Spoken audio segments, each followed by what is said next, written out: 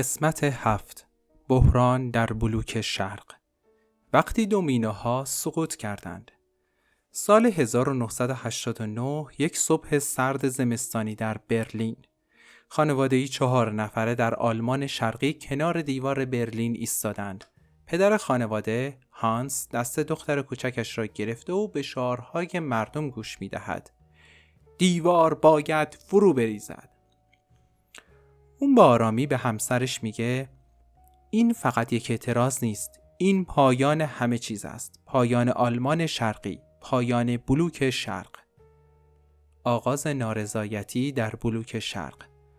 با آغاز سیاست‌های گلاسنوست و پرستوریکا در شوروی، تغییرات سیاسی و اجتماعی به کشورهای اروپای شرقی نیز سرایت کرد. تا پیش از این کشورهای بلوک شرق به شدت تحت کنترل شوروی بودند.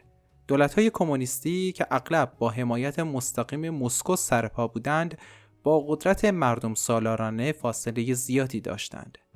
اما در دهه 1980 دو عامل اصلی وضعیت را تغییر داد. اولیش سیاست‌های گورباچف.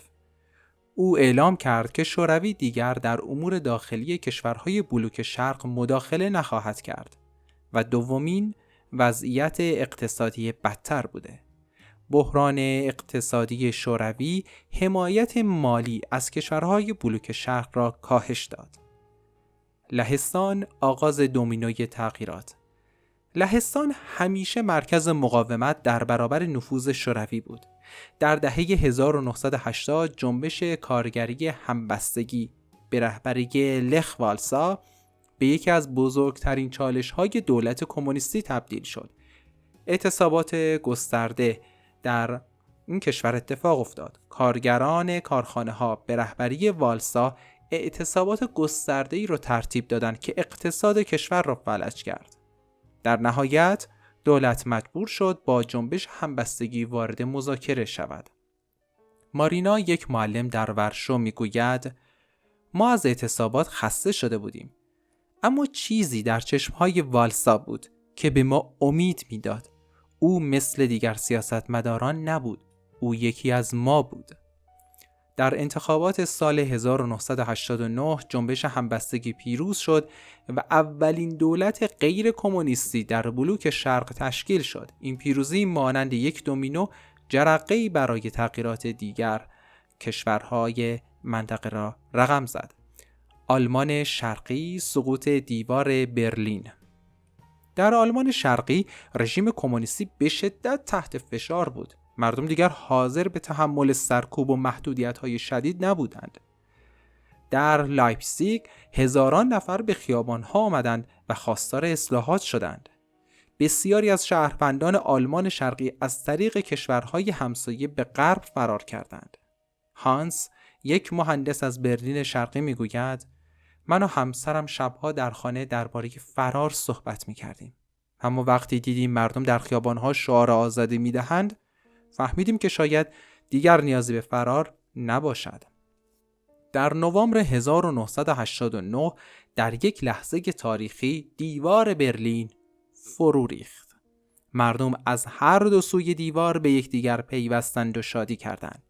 این اتفاق نماد پایان تقسیم اروپا و آغاز سقوط کمونیسم در آلمان بود. چکسلواکی، انقلاب مخملین. در چکسلواکی اعتراضات مردمی به تغییراتی مسالمت‌آمیز و سریع انجامید. این تغییرات که به نام انقلاب مخملی شناخته می‌شوند به رهبری روشنفکران و هنرمندان انجام شد. هزاران نفر در میدان پراگ تجمع کردند و خواستار پایان رژیم کمونیستی شدند. واسلاو هاول، نویسنده و روشنفکر برجسته، رهبری این انقلاب را بر عهده گرفت.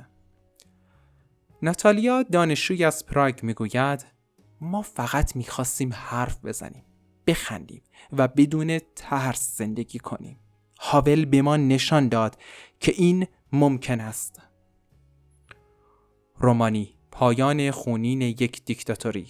در حالی که بسیاری از کشورهای بلوک شرق تغییرات مسالمت‌آمیز را تجربه کردند، رومانی مسیری متفاوت را پیمود.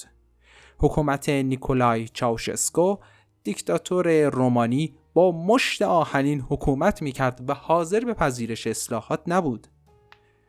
اعتراضات مردمی ابتدا از شهر تیمیشوارا آغاز شد و به سرعت به دیگر شهرها گسترش یافت.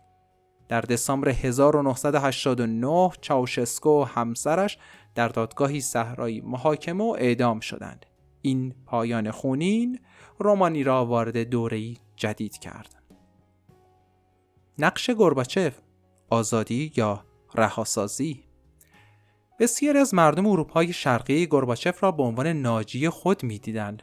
او اعلام کرده بود که دیگر شوروی در امور داخلی این کشورها مداخله نمی‌کند.